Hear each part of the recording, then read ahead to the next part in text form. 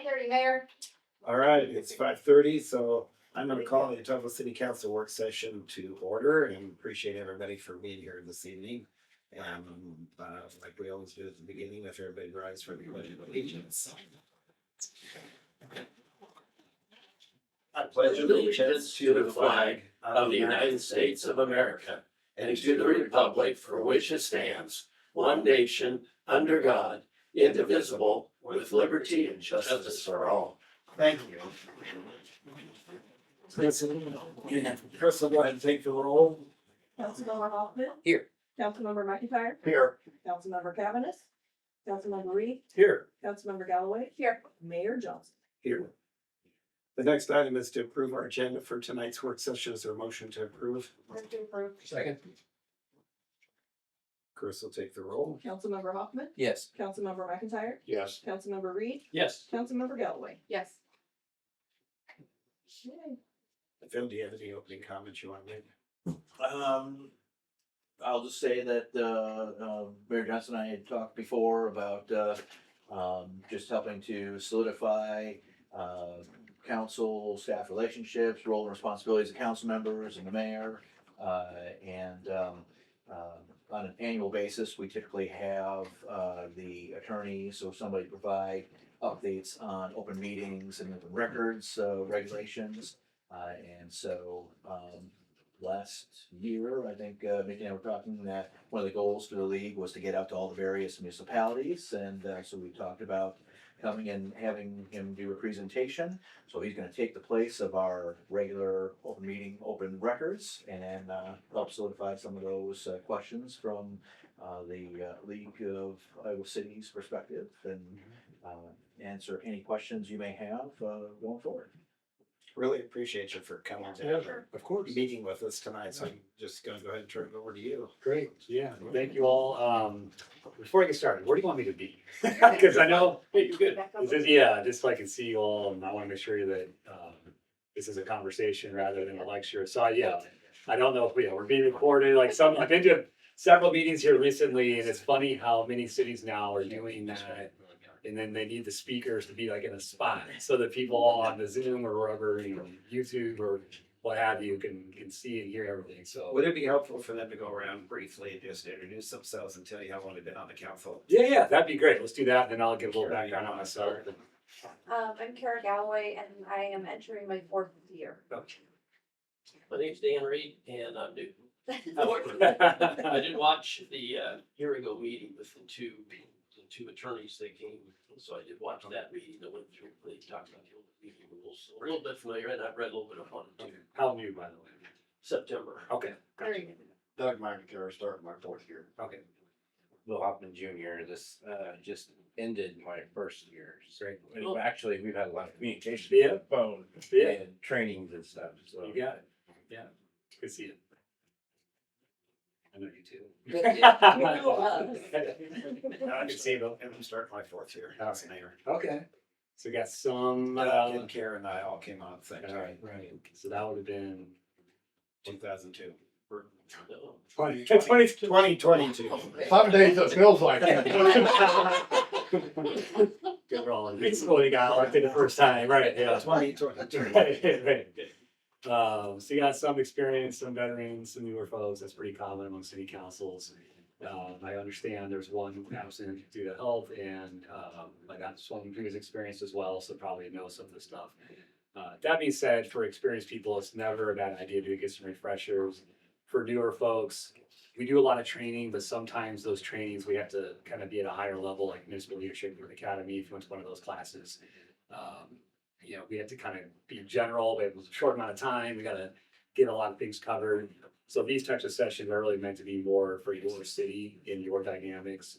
And so we'll cover that real quick. I'm Mickey Shields from Iowa League of Cities. I'm our deputy director. I've been with the leagues since 2008 in various roles there.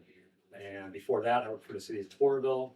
And before that, I interned for the city of Cedar Falls. So I've been around municipal government pretty much my whole adult life, for better or worse. Usually for better. Sometimes things are tough. But the League of Cities, we really do two main things, I would say. We advocate for cities. The Capitol legislative session began yesterday, and we're already hot and heavy.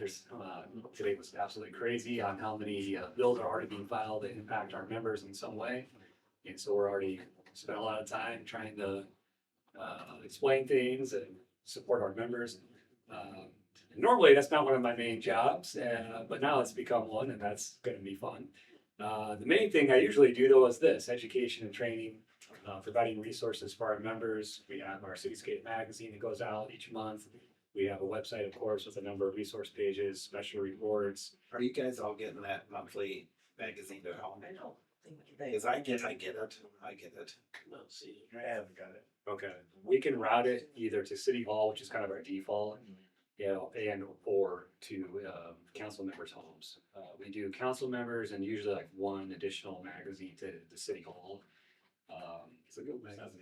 I know, I get Thank it. you. Check it out. Yeah. So check into that. It's also available on our website. All this stuff's for free on our website as well, if you're more of an internet person.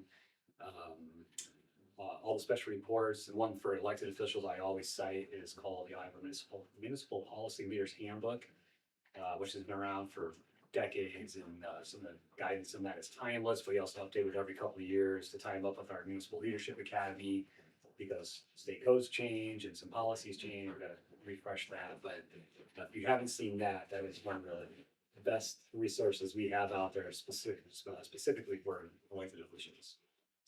This is Brenda Curry. Hello. Big cities. I'm sorry, League of Cities? Yes, Oh, nice to meet you. you too. I had ran for House District 25. Oh, okay. State rep, so Okay. I just like to be in the house. All So. right. Maybe you can sit at the table. You don't sit. Are you mine? Do you mind? Okay, just want to make sure.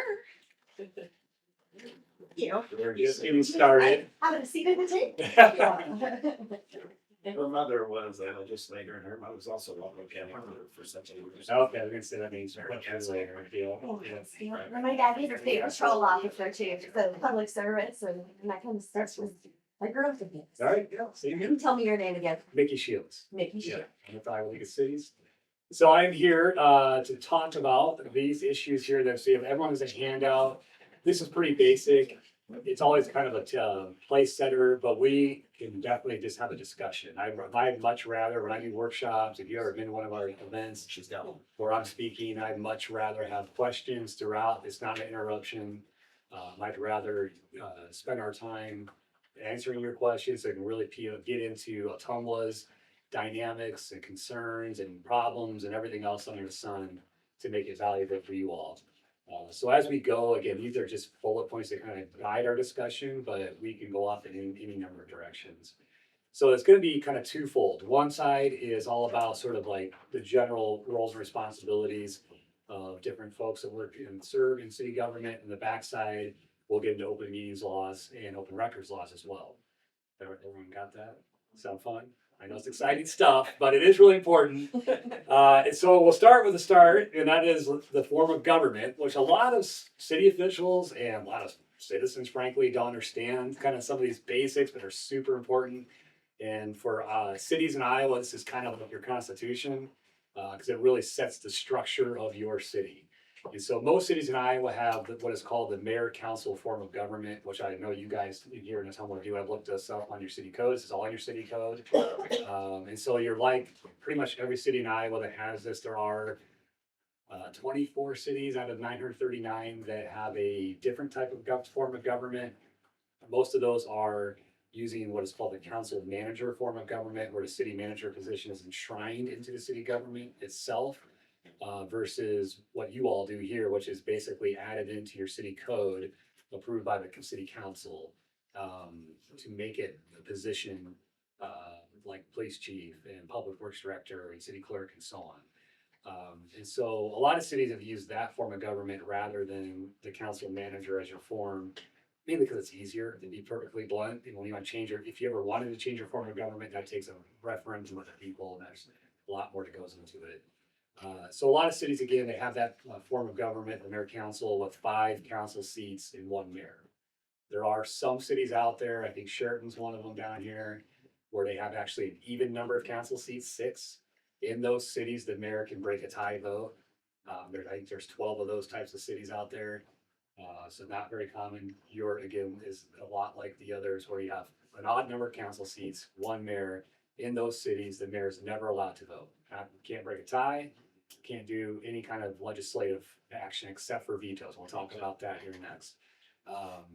So that's one of the biggest kind of lines in the sand. There's a lot of, when we talk about the mayors next year, a lot of mayors, when we explain that, they get really upset initially because they're like, wait a minute, I don't get to do anything besides preside over the council meetings. Like, well, not so much. We'll talk about that next.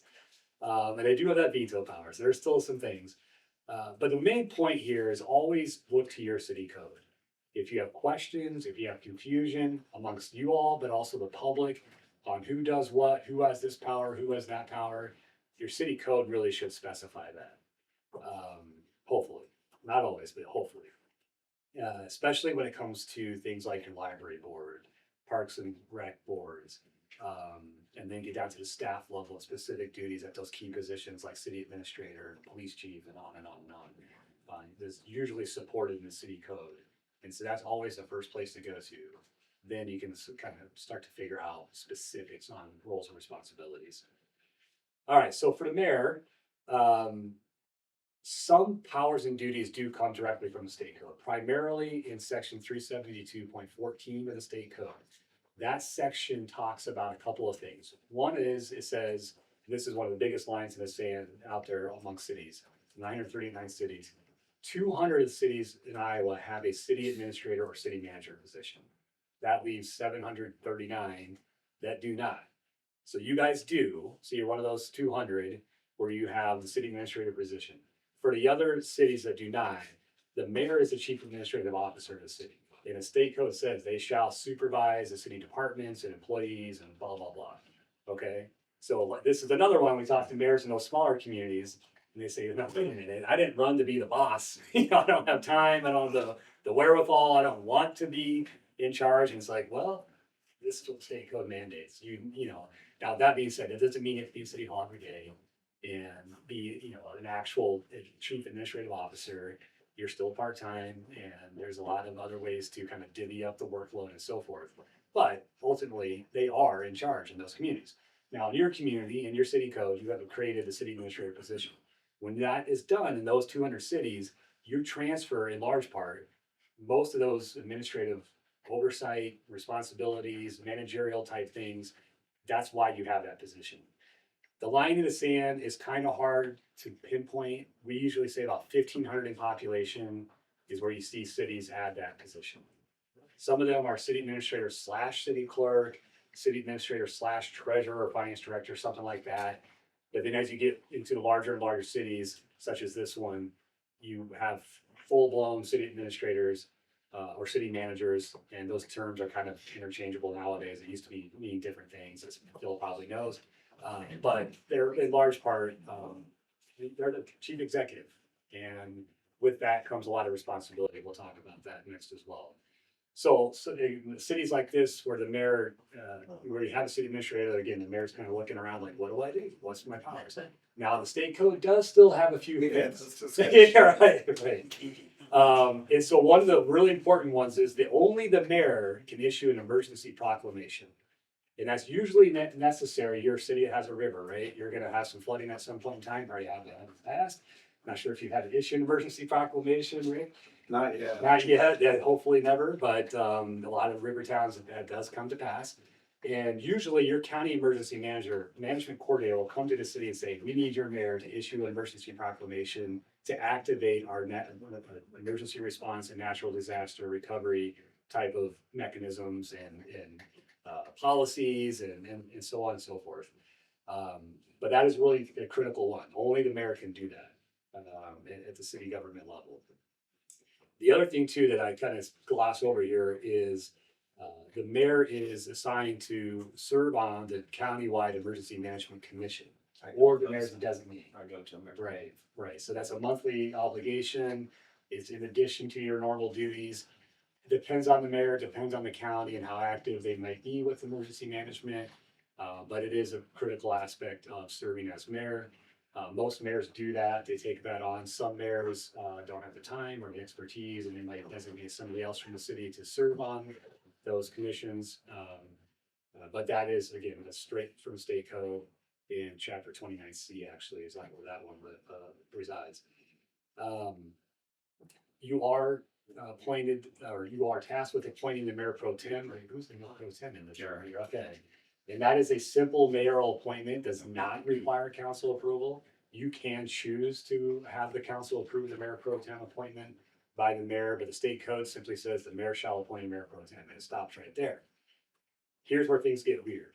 The state code then says the mayor shall make other appointments of officers and blah, blah, blah, blah, blah. That typically refers to like city administrator, police chief, and then all the board and commission members you have, PMZ, planning and zoning, board of adjustment, library board, park board, airport commission, so on and so on and so on. But it's a kind of a checks and balance process. Mayor makes the appointment, subject to council approval. Everybody got that? I mean, we always run those by the council. Yeah. Same would happen on the removal of any appointees, which, hopefully doesn't have to happen, but sometimes it does. Or somebody stops attending their library board meetings and you have to figure out, okay, we gotta tell this person thanks, but no thanks, thank you for your service, gotta move on. But you gotta make that formalized. So it starts with the mayor, but it comes to the council, as the mayor said. Then we get to the real specific legislative power that all mayors have, and that is the veto power. So that's stipulated in section 380.6 of the state code. Mayors can only veto resolutions and ordinances. They cannot veto motions. Motions go into effect the minute they're passed, the second they're passed. But resolutions and ordinances, there's kind of a couple different pathways, if you will. The first thing is the mayor has to sign those pieces of legislation, and the mayor has 14 days to do so. If the mayor just simply chooses not to sign a resolution or ordinance, they go into effect after 14 days for resolutions, or after 14 days plus publication of any ordinances or summaries of the ordinances, which Chris definitely knows how to do and probably does all the time after council meetings. But that is how the state code reads it. If the mayor just simply wants to sit on it for whatever reason, that's their choice, but after 14 days, you can't wait forever, essentially. So state code covers that. The other avenue the mayor can take, of course, signing, they can always sign them, they should sign them normally. The other avenue then would be to veto. The mayor has the ability to veto a resolution or ordinance within 14 days of passage. They must explain their veto, submit their veto in writing to the council and the clerk and city administrator with a written explanation. This one always raises some questions. What does written explanation mean? And I've had some mayors get a little sassy, if you will, and say, what if I scribble down because I think it's a terrible resolution? Okay, that is a written explanation. Now, I would encourage all mayors, if they want to veto something, to be a little bit more thoughtful, a little more explanatory, so the public and the council is aware of why they're vetoing this thing or that thing. But if they just simply say it's because it's a terrible thing, okay, fine. But then, if that happens, the council has 30 days from the day of that veto, when it's submitted, to override it with at least a 2/3 vote. Okay, so it's not done yet. If the mayor vetoes something, you still have your legislative power to come back, but it does take a super majority at that point to approve that resolution or ordinance that has been vetoed. Any questions there? What are some examples of what has been vetoed? Can you give us some? Oh, there's all kinds of fun stories out there. And the story about the mayor, and this was one, are we being recorded? If I should keep the cities and names out of it. There was a mayor not far from here, actually, who at the meeting itself, there was a resolution passed, I think it was regarding parking restrictions, parking code, that if I remember right, the mayor thought it was too restrictive, what the council wanted to do. And so the mayor is a resolution being adopted, no, it was an ordinance, or amending the current parking ordinance. And the mayor didn't like it, and he just took a napkin or a scratch piece of paper and just wrote down, I veto this because it's terrible, something like that. And that was it. That's submitted his veto in writing right there on the spot. Okay. Technically speaking, he satisfied the state code of Iowa to submit a veto. Again, best practices would say you should be a little more diligent, a little more thoughtful, a little more explanatory. So everyone understands the rationale behind the veto, but that can happen. The most severe things I've seen is a mayor vetoed a budget resolution, the annual budget resolution, which that's really causes heartache because April 30th is the deadline to submit your budget to the state. And if you miss that, you're in some hot water as a city government. And so a veto can really screw up your schedule to get that done.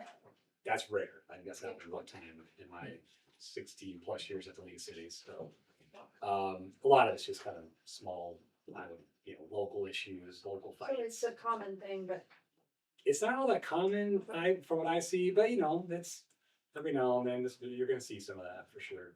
I never really understood really what the purpose of it was, because to me, it just seems like you're delaying the inevitable because the council can bring it back and bring it back and bring it back.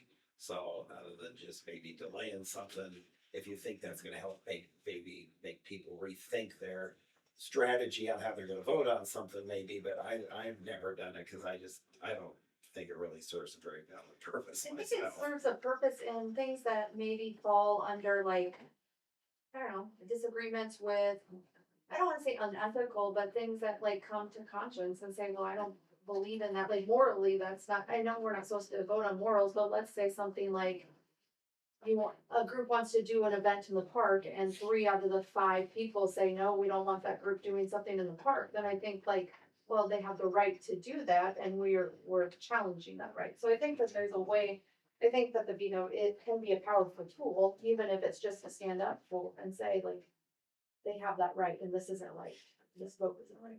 And then the council can go back and override it with But if 2/3 it's vote. well, you have to have. It a makes a supermajority. statement, it makes a statement. Right. But if you have a super majority, 3 out or 2/3, Tony said. yeah, so you have that 4 of the That'd be 5. 4 out of the 5 So of the if council. 2 of people voted against it. The times I see it is, sorry, when it's 3-2, a 3-2 vote. If it's 4-1 or 5-0, I have to tell Mayor, I it's agree. kind of That's pointless. Pointless at that point. And sometimes they'll push back and say, well, I want the public to know that Yeah. I was not in agreement because there is a group in town who's really against this or that, and so they want to, and they're on that side of the issue. Okay, fine, you can make that statement, and then it's up to the council to override it. But yeah, go As I ahead. say, a couple other things, one of them could be timing. If you had something that was approved, we'll say last December, and you had new council people coming in January, a mayor may veto it knowing they're gonna have different people that might not agree with it and not have that 2/3 at That's a that good point. too. Or if, rather than reconsidering it under Robert's rules, a council member came and said, oh, I didn't vote correctly on that. Would you veto that so I can vote the way I really wanted to and maybe it wouldn't pass then? Yeah, and I would say, to your point, Mayor, that a lot of mayors they'll be in office for a long time and never issue a veto at all. I've never done a Right. veto. It's that's probably the most common, but sometimes there are some strategy being played here. It's not just politics, or also maybe delaying things on purpose. And then there's other times where I've seen it Isn't happen. that politics? It is politics, yeah. Yeah, you're trying to, throw in a little roadblock there.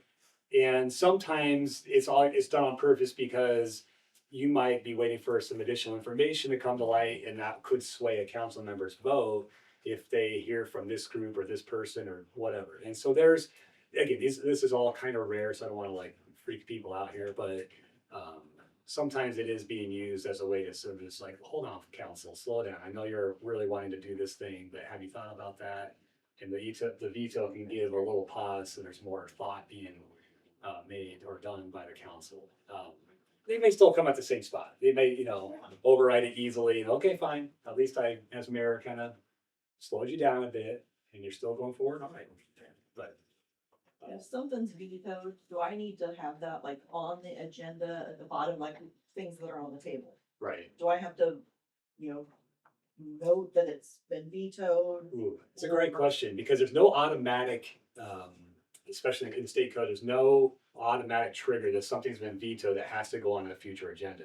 Especially when something's 3-2 and the council members individually might think, because we'll talk about open meetings laws, you shouldn't be talking outside as a group of a council meeting. But if you might individually be thinking we don't have a 4th vote.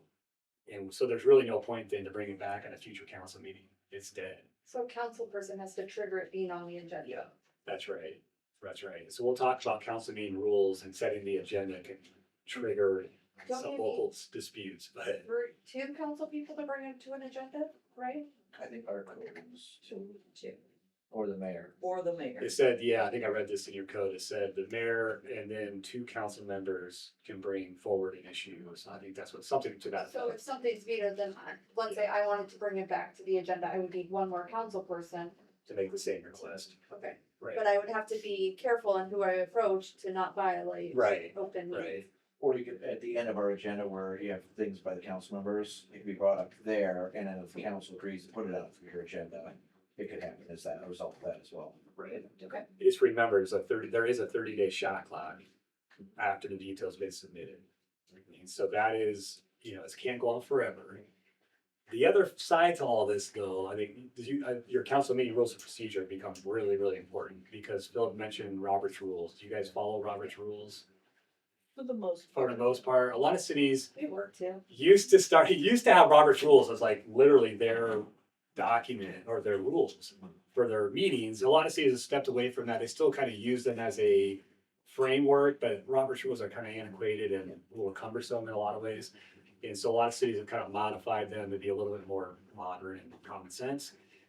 That being said, sometimes I'll see cities have council meeting rules that say only a member of the prevailing side of a vote can bring back a previously voted upon item. We have that, don't we? And that, That would be under Robert's rule, like the rules of reconsideration, you have to be in the winning side to bring it for reconsideration. Right. If you lost, you can't just say, oh, well, I didn't like the way the vote went, 'cause I lost, and I want to reconsider that. Right. Yeah. Yeah. we Yes. do that. yeah, and so that becomes a element, even if there's no veto part of it, but you pass something as a council, and then someone comes to you and says, oh, wait a minute, and you're like, ooh. Like, And typically maybe we that's- should have, yeah. Yeah, typically that's within the same meeting, or at the very least, the very next meeting. After that, it's passed. Right. So we do follow that, or we just, it's kind of like, because we've had issues come back that people have been on the failing side to bring the issues back. If it's coming back completely new, then that's it. That, it's not like, well, we didn't like the way the vote went, so we want to vote on it again. That shouldn't be. Usually brings back as like a resolution. Right. or something. And Yeah. usually there's some sort of like stipulation. Some kind of Check your change. rules, but yeah, there's some substantive change, Motion. right? To be more of an amendment. Gotta watch that. Yeah, you gotta watch that stuff. Follow your rules. That being said, you can always change your council meeting rules of procedure. A lot of cities do from year to year just because, again, Robert's rules was like the basic framework. That stuff it's kind of old and antiquated. Kind of parliamentary procedure, and it's hard to follow for council members, let alone the public. So whatever you got, always know it as council members, of course, and I know you guys do it. But then it can be changed. If you feel like this is too cumbersome or too restrictive, bringing back an agenda item that was already voted upon, okay, change your rules. You can do that. The other side to that is I'll have council members who have like a pet project or a pet issue, and the other council members have already voted it down. They're like, no, we're not doing that this year. And they keep on bringing it back and keep on bringing it back. And it's sort of like, okay, we understand this is like your baby, but we're not doing it this year. Stop wasting our time, frankly, and keep on putting on the agenda. See, there's the other side to this. We kind of want to have a little stop to that where it's like, all right, we already talked about it. We've done all the work. We got to move on. Wait till the next election and maybe you'll have some more friends on the council at that point who are in favor of this thing. Okay. The other thing that mayor is that informal duties and responsibilities, and that is really dependent upon the city and the mayor and how much is expected of the mayor when it comes to all the fun stuff like ribbon cutting, the parades, and kissing the babies and all that good stuff. I've got 345 ribbon cutting since I became mayor.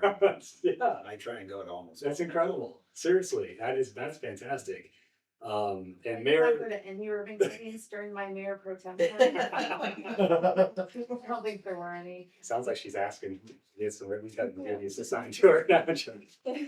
I just think it's important for It is. businesses and for stuff sure. to see somebody there from the city. Absolutely. They seem to appreciate it. You know, I've had mayors tell me that the number one job is actually being your town's biggest cheerleader, Right. biggest champion, biggest, and that is, I think, part of it. And that's true of all the elected officials, even though there's gonna be times when you're frustrated with your city or community or the staff and the services that you provide as a city government. Ultimately, though, you are leaders of your town and you should demonstrate support for the community and support for the city government itself. I always think that's incredibly valuable to set the tone, even though there might be some issues here and there, every town's got them. But always end on being a supporter of your community. That's why you're here, right? So that comes with it. But I think mayors are usually out front of that as kind of, again, being the town champion. And they get invited to all these different events and social gatherings, and that's a really big part of the job. So let's move on to the council. It's another layer here that things get really interesting, but we always start with this is the legislative branch in city government. You are the Congress, if you will. You vote, you make all the decisions for the city in a formal manner. So anything that needs to be voted upon has to come before you. That's just a general rule for council members to understand. There's all kinds of examples of that. I always start with the annual budget. The annual city budget is probably the most important thing that the council does, along with the mayor providing input, and it has to come to a vote. We have to adopt that annual budget by resolution. And so if you can't agree to it as a city council, that's really a big issue. There's always a number of cities when we reach February, March, April, and cities are kind of wrapping up their budget. There's some that have 4 council members active because they have a vacancy in the council, and there's deadlock 2-2, and I'm like, you better get to 3 or else you're not adopting the budget. And so that kind of leads me into the next bullet point, and this is one we really, really stress with council members, which is you have no individual power. This is one that can be very difficult for council members to wrap their head around, because a lot of the time they'll come into their office, they're elected, I've got a mandate from the people, and that's totally true. You know, you run on certain issues as a candidate, whatever they may be, and if you win the support of the public, you win an election, you feel like I've got to represent those folks and express their views and their wishes as a council member. I totally get that. But the old joke and the old phrase is, if on a 5-member council, if you don't have 2 buddies who agree with you, it doesn't matter. You can literally have the best idea in the world for your community that would be a game changer. But if you don't have 2 other votes to support you, it's not going to go anywhere. So that's really at the heart of that idea behind no individual power. You really don't. You cannot dictate anything to city staff. You can't adopt a city budget. You can't do much of any. You can't approve purchases. You can't approve wages. You can't do anything without majority approval. And so that's the limitation on the power. So you have to use politics. You have to use your charisma and your negotiating skills and compromise, which I know has become a dirty word in politics. Not at city government level. We're still normal people at this level of government, thank goodness. And we can compromise and we can negotiate. And so a lot of times when we talk to council members that might be getting frustrated with the kind of limits on their power, is that you've got to do some horse trading. You've got, okay, you're not getting your way with this particular issue or item, whatever it is, but you know that this council member is really passionate about this thing. Okay, how can I help you get that thing done? And you can help me get this thing done. And this is old school politics, right? But you have to do all that without breaking open meeting laws. You do. And that does limit things significantly. Yeah. In government, this is part of the deal in government. It's another part for folks who've never served or worked in any kind of local government that's hard to figure out, because in the private sector, for example, some of them have boards of directors like you all would be, but they can meet whenever they want, however long they want, no public involved. They can talk about difficult issues with no fear of smearing somebody's name in public and defamation lawsuits, let alone just kind of having an awkward conversation that can impact relationships and so on. For the most part, you all have to do your tough negotiations in public. You can do your homework individually, and you should read the council packets and those types of things. But for the most part, you can't negotiate until you're at this table and the world can see it. And that is, again, it's really hard. I was in a city doing a similar session to this not that long ago. It was right before the holidays, and they've just started broadcasting their meetings. I think they use YouTube, maybe Facebook Live, one or the other. And while that was done because that's kind of the way the world's going, and there's a benefit to the public that they can access the meetings and not have to be there physically at the council chambers. But the big issue for the staff and the council was it has stifled conversation at our meetings. Because now we're getting way more eyeballs in ears than we used to, which is again, it's good on the transparency side, but it's hard to have those difficult conversations and negotiations, knowing that if you have a slip of the tongue, like we all do at times, it's out there for the world to see, and someone's gonna call you on that, and you're like, no, no, no, I didn't mean that. Well, no, too late. You can't. It's so. It's been a weird kind of thing to watch from a League of Cities perspective over the last few years as more and more cities have done that. But all that being said, the openness part of serving in local government has always been a tricky thing. It's not a bad thing. I would never call it bad. It's good to have transparency, but it does sometimes make conversations more difficult. That's where I think work sessions can kind of be helpful sometimes, because you can't make any formal decisions in a work session, but at least you can get everybody's input and they can talk about it. And that's a little bit less intimidating than trying to do the city council meeting. I mean, work sessions are open to the public too, but we rarely don't have many people show up at a work session like they do city council. So I think sometimes if you have a controversial issue, it's nice to have a work session just to kind of flush it out with everybody and kind of see where everybody's coming from. Not that you're gonna ask them to vote on it, because you can't, but at least you have a sense of where everybody's coming from on an issue. Yeah, and that's a great point. That's why many cities have budget work sessions. I'm sure you guys have those as leading up to your budget, formal steps at the end. Because that gives the council and the staff an open opportunity to just start shaping that up. They're not nearly as attended as regular meetings. Right. It is still open to the public, and you record them, and so anyone can come back and see what's going on. But it does give a chance to just talk freely without it like, oh, we gotta come to a vote, we gotta come to a vote. There's kind of that pressure. That's a We big do point. have some work sessions throughout the year to do just that. Right. If it's a big issue, that there's gonna be a lot of, maybe not a lot of agreement, or we wanna hear everybody's different perspective. Yeah, yep, great point. I've seen that with recording meetings where you do get some of that holding things in. I've also seen where you have individuals who like to grandstand and Oh, yeah. use that as well, and that's their little soap opera for a bit. Right, It's certainly that's- their own show. That's the other change I've seen. I sometimes laugh, I don't feel like an old man sometimes, like, oh, I've seen all these changes in all these years, but that has definitely been in some communities more than it used to be, where someone knows that they're on YouTube, whatever it is, and they're gonna really kind of Like an Oscar. put on a big show. Not only council members, people Or from the public, too. I've seen some old videos of when Jesse Ventura was on city council. Oh, really? And yes, there was some interesting ones there where he had his cronies out in the public and blasting out to the council. Yeah. I think that online, or being able to watch online has made me realize that far more people watch our city council meetings than I think we actually realize, because we talk about like, oh, come to our meetings and watch it. But I was at like an event this weekend, and someone was like, oh, let's talk about this issue, and they're like, yeah, I watch them every week and that kind of stuff too. So it was it's just interesting to know that more people watch them than I think we actually realize. Yeah. No, and I think, yeah, it is. It's an I overall think it's good thing. encouraging that more people, I agree. I wish more people would watch it.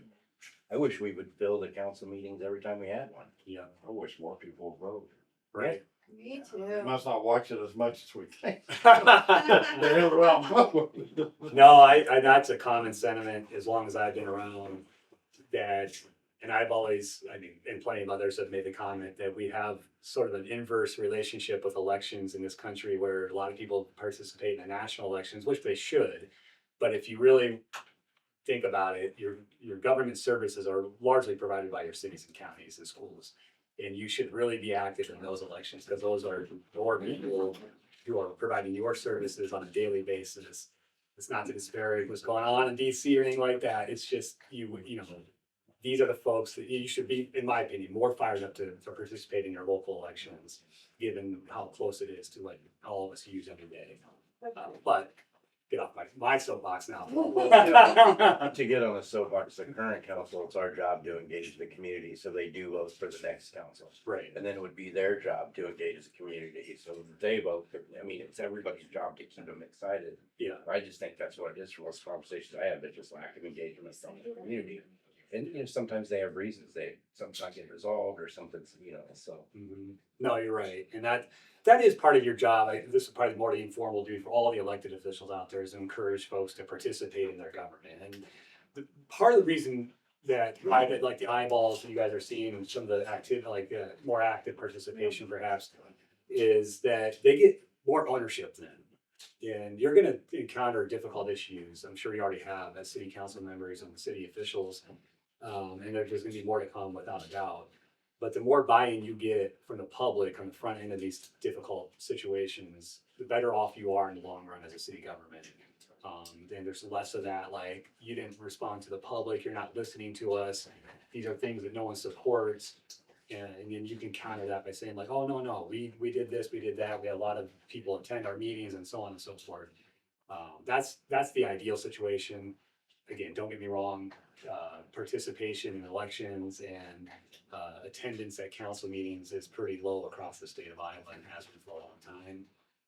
Again, I always feel like that's such an upside down thing, but I can't force people to vote or attend your council meetings. I wish I Part of could. our engagement is too, is something I learned quick is you can't take people's problems personal. You can't, you know, you have to separate them, remain professional.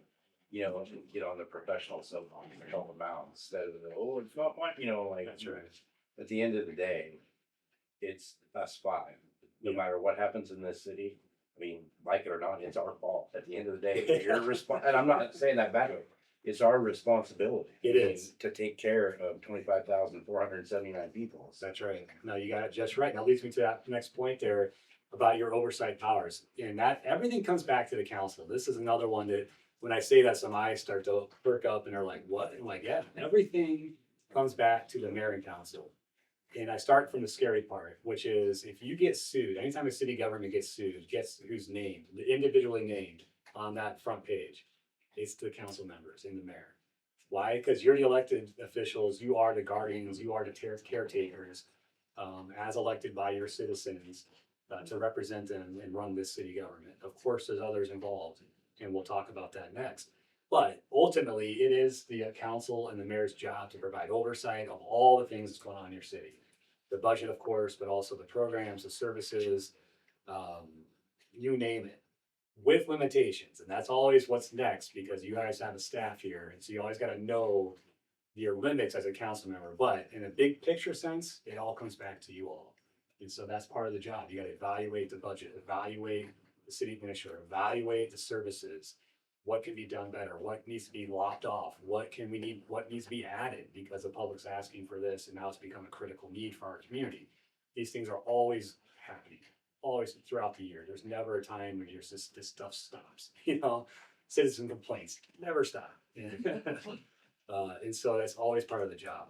So I put in a bullet point there as well, talking about those limitations. And this really shows up on the human resource side of city government. Primarily in the sense that, especially in cities your size, the council is not going to do performance reviews with the rank and file staff, and really not even the department heads.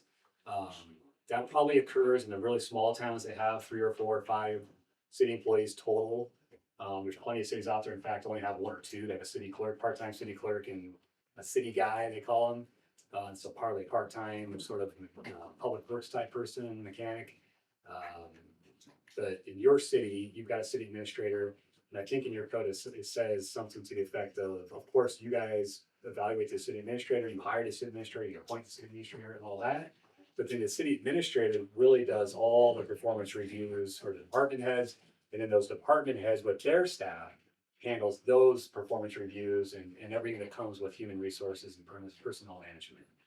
And so you as council members may get approached by a citizen or even a city employee that says, there's a problem with my supervisor. There's a problem with that employee doing this. Okay, that's fine. It's good that people trust you, but then you got to follow the chain of command, which is basically go to Phil.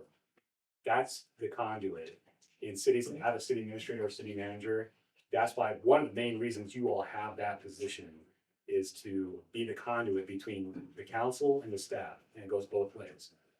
And so if you have concerns with the public works department, sorry, public works people, I don't really mean that, but just say there is, and you're hearing some rumblings from citizens, or not doing a good job with the streets, or whatever.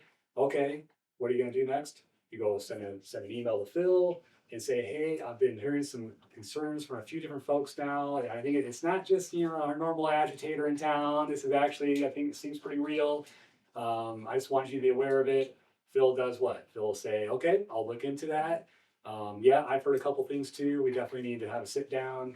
I plan to meet with the public works director next week to go through this issue, some others I'm aware of, and that's how it works, right? And then Phil comes back to you as a council member and as the full council really, and says, here's what I found, here's what we're gonna do. Maybe it's nothing, this is all frivolous, this was made up, maybe it is something, and I'm gonna make a change, I'm gonna do this, da da da. That's why you have that position, right? You evaluate the city administrator. If you feel like the administrator is not handling human resources issues, or any other things for that matter, going on in your city. And I'm sure you guys do regular reviews. Most administrators get reviewed once per year, something like that. We're working on it right now. Right, there you go. So very common, and most administrators work under an employment agreement that calls for thyou don't have to wait for that once per year review. A lot of times, a special review might be needed. So hopefully on the good side, you're doing such a great job, we want to give you a raise and keep you here longer. But there's always times when there's been some issues and trouble, and you can't wait, especially if it's just been done. It's like, we can't wait 10 months for that next review period. Let's get something scheduled now and air it out, let's figure this out. How can we get this better? What I've told council people in the past, it's a real fine line if they start to listen to disgruntled employees.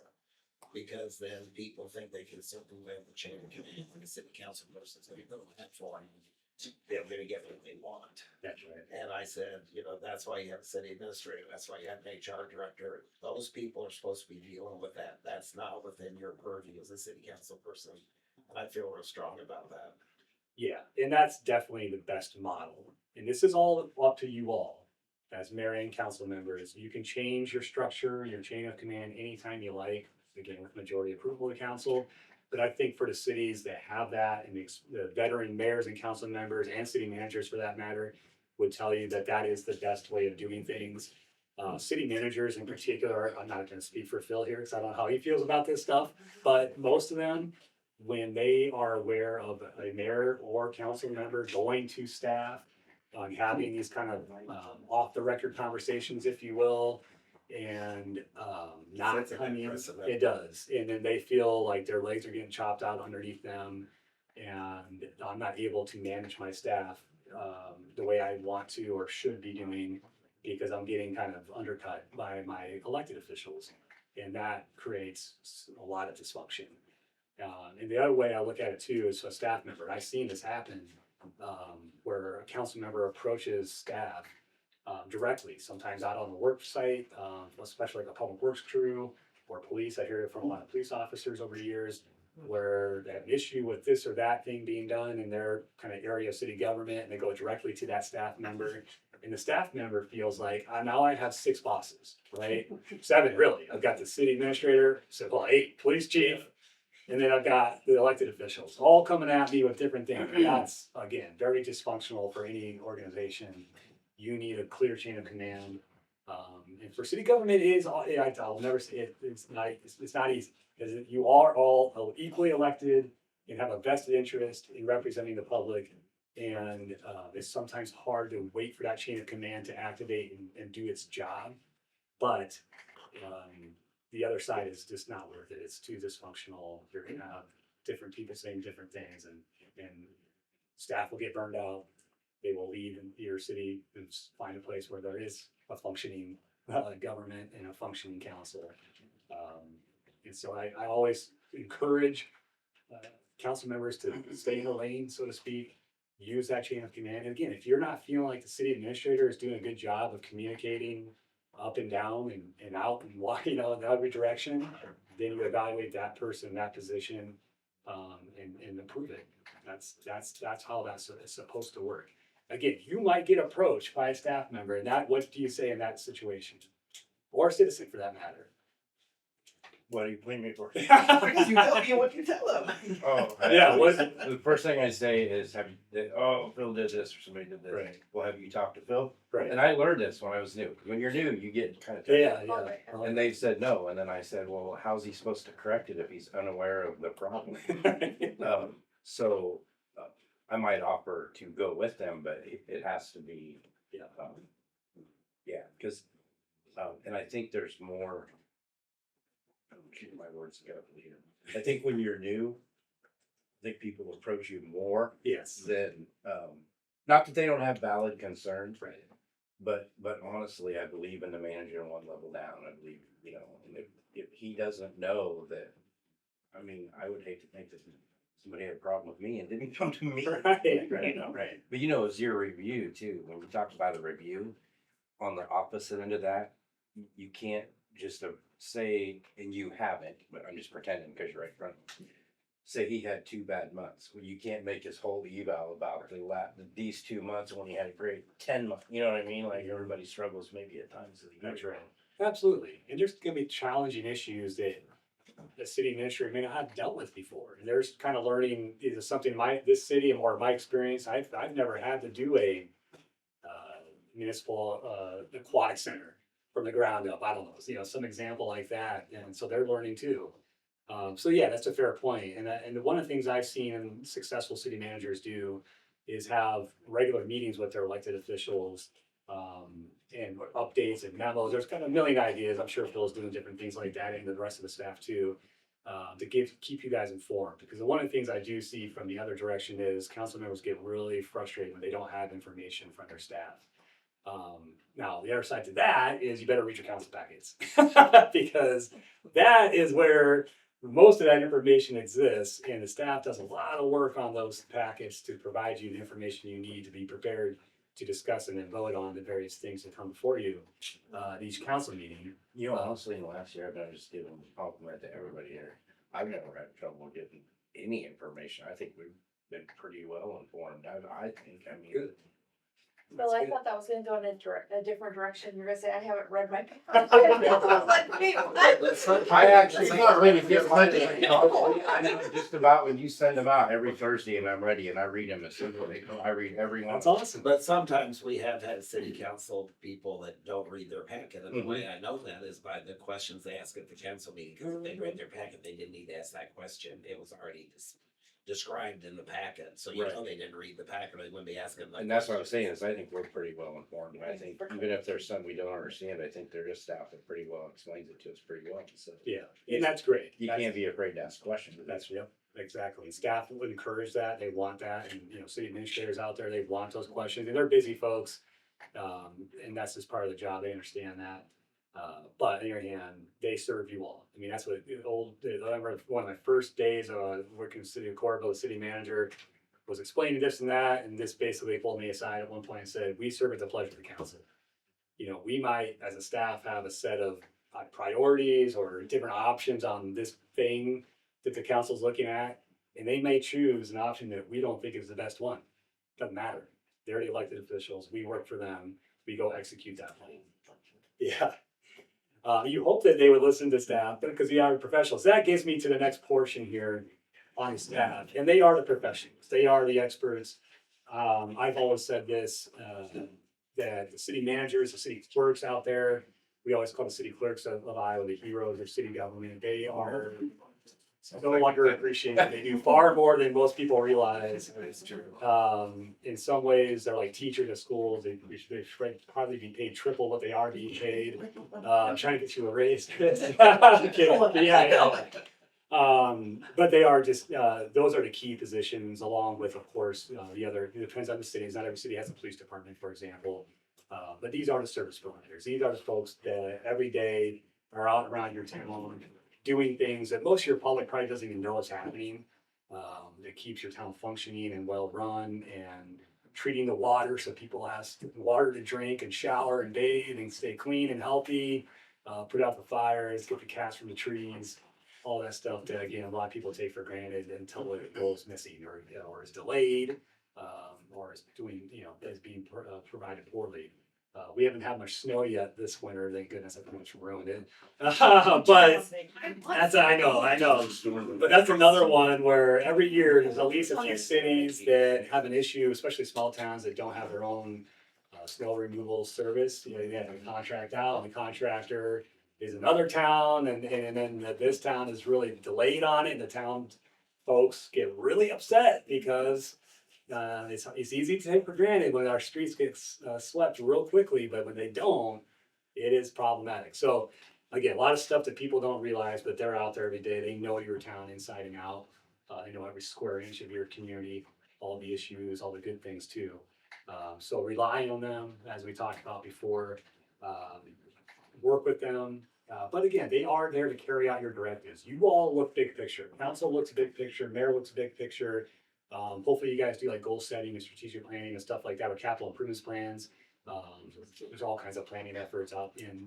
So that's what you guys do, right? You're looking at big picture items, the whole community wide kind of perspective, and you set some big goals, some priorities for the city, and then the council, or sorry, the staff then carries that out. Fill in the lead, working with department heads, and then those department heads go to their staff and say, okay, council wants us to do this. We're raising it up our task list, if you will, and off we go. You know, that's how it's supposed to work.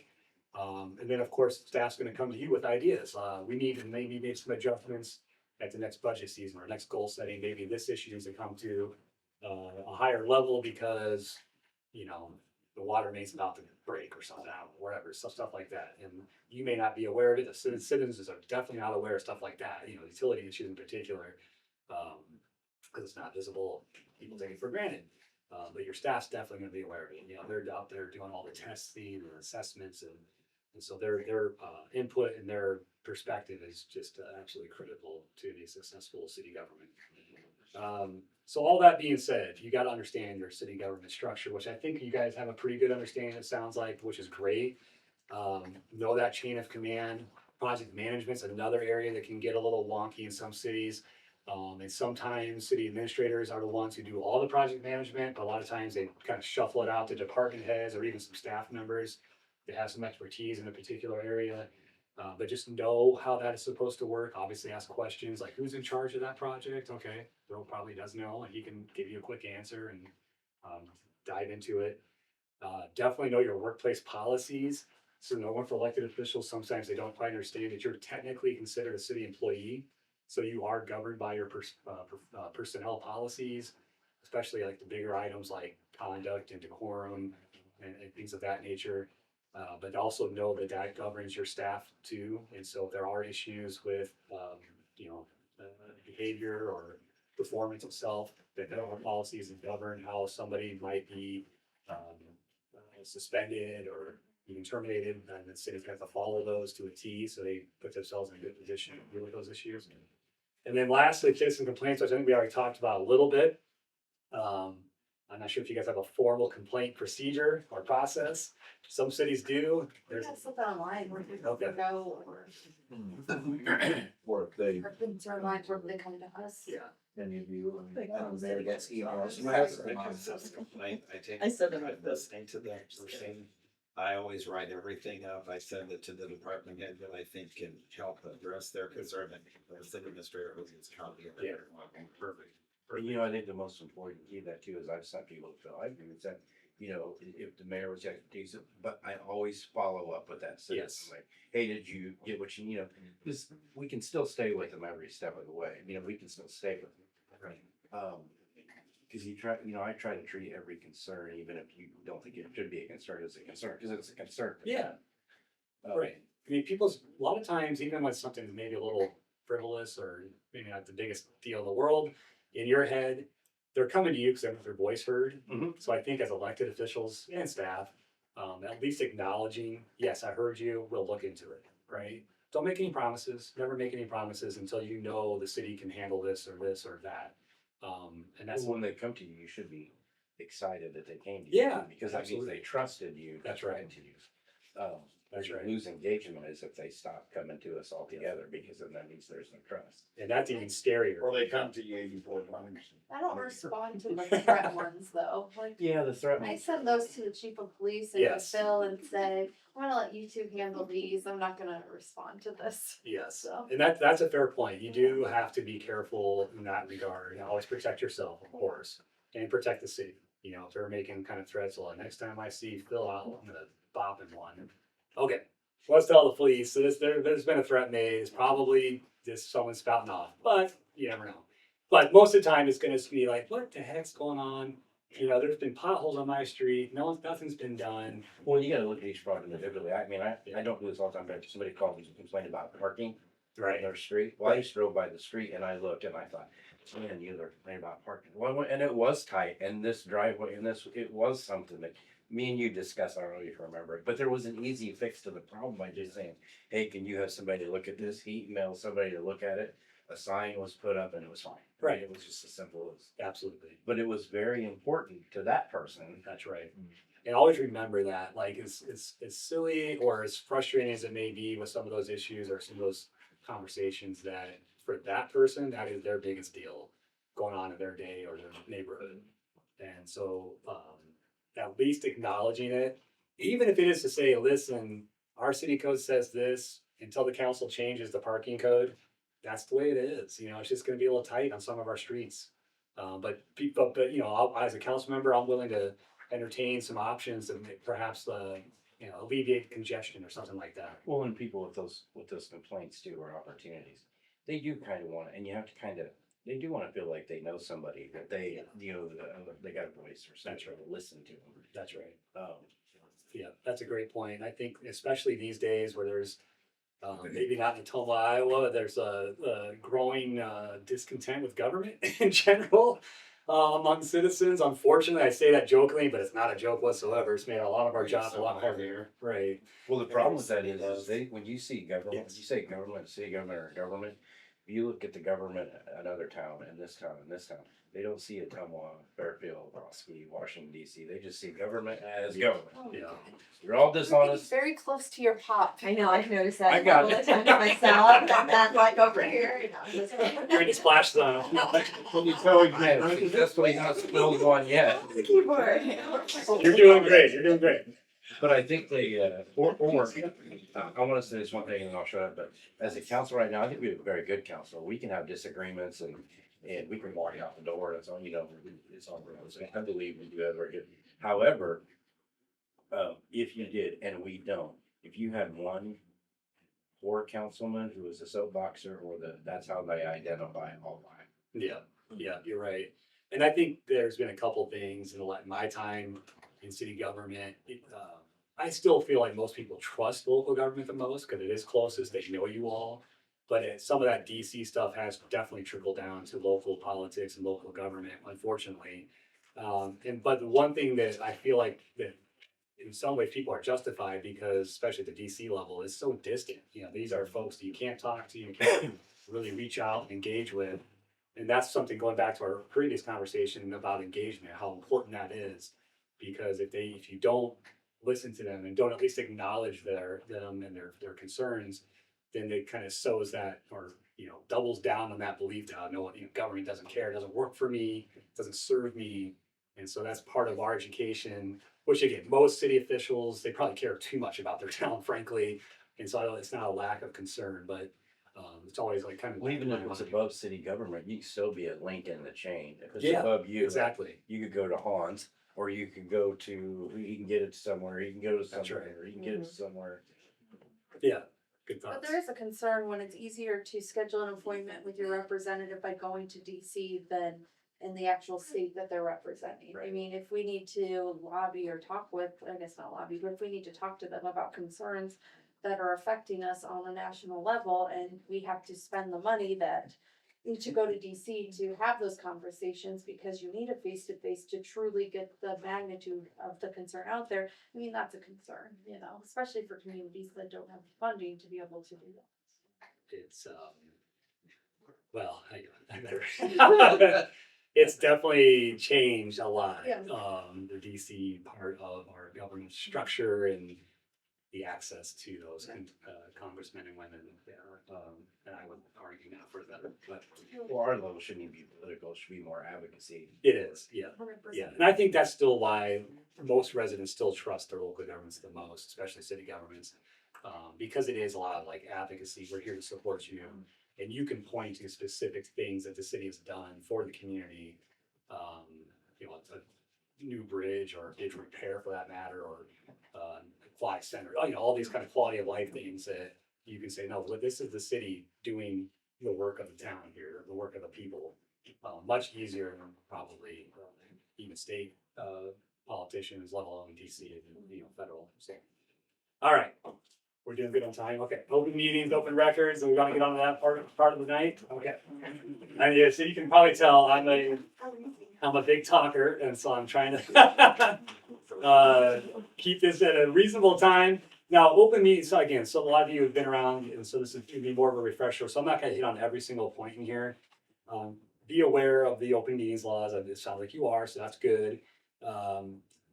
The biggest thing I'll say is about the quorums, and we'll just kind of, you know, I think you all know what a quorum is on a 5-member council. That's 3, and so that's what you always need for a meeting. That's one just kind of standards. Talked to the city the other day that is down to 3 council members, and now 1 can't attend a meeting. It's like, well, can't have a meeting. Like, now that being said, we'll talk here in a second about electronic meetings. That is a possibility these days. It's been around for a long time, actually. Section 21.8 of the state code. So there are ways to still meet even if you're not together in person. But just the biggest thing, we kind of alluded to this earlier in the conversation, that the issue that we're seeing these days with the explosion of technology and social media and cell phones in everyone's pockets and so on, is the opportunity to meet illegally as a council, even when you're probably not realizing you're doing it. The biggest ways those are being done now is group emails, which I think Chris's email and maybe Phil's too said at the bottom, do not reply all, which is to protect you all as council members and mayors to not engage in an illegal meeting by conversing about city issues outside of a council meeting, which you would be doing if you responded all on an email, with some protections, meaning you could share information among each other as a group. As long as it's strictly just one-way kind of traffic, one-way communication, just saying, hey, talk to the school superintendent, we're all invited to a fundraiser for the new gym. Okay, that's it. Leave it at that. What you cannot do then is use that same email, respond all, and say, hey, are we gonna renew that contract with the school to provide a community service officer? Something like that. That is now you're deliberating on city business. Easy thing to do. I know it happens. I know it's innocent. Technically speaking, though, that is a violation of the open meetings law. So you got to avoid that, which again, it sounds like you have built in some protections, which is wise. There's plenty of other opportunities though. Text messages, of course, social media these days has become totally ubiquitous, and everyone uses it seemingly. You're going to get asked by citizens on Facebook and whatever social media you use for this, that, and the other thing. People are also clever. They know how to tag you all individually into a post, right? And so you're all on this post, and then you all feel like, I got to respond to this. That could, another opportunity to violate the open meetings laws if 3 of you get on the same thread, whatever it is, talking about city business. You might, and I get the impulse, but you got to avoid that. The old example I always give is you bump into each other at a high school football game, and of course we're all Iowa nice. We want to say hi, totally fine. Social gatherings are still allowed under state code as long as you don't discuss city business. The other cautionary tale in those situations are, run into each other at the grocery store, stuff like that. If there's 3 of you, and you see each other and you say hi, it should be nice. Even if you're not talking about city business and you're sitting over there in the corner of the store talking, what's it look like to the perception? That's right. So even though you could probably say, no, we never did, it's not gonna look right to the public. So just say your hi's, acknowledge each other, but probably move on at that point. Same deal if you're invited to like a ribbon cutting or some kind of fundraiser. Be strategic about it, say your hi's, but probably don't sit next to each other, especially in a small group. You can sit next to each other as long as there's others around, So everyone can vouch for you, essentially say, no, they weren't talking about city business. We're all there to raise money for the school. That's it, you know? That just be smart. That's really what it comes down to.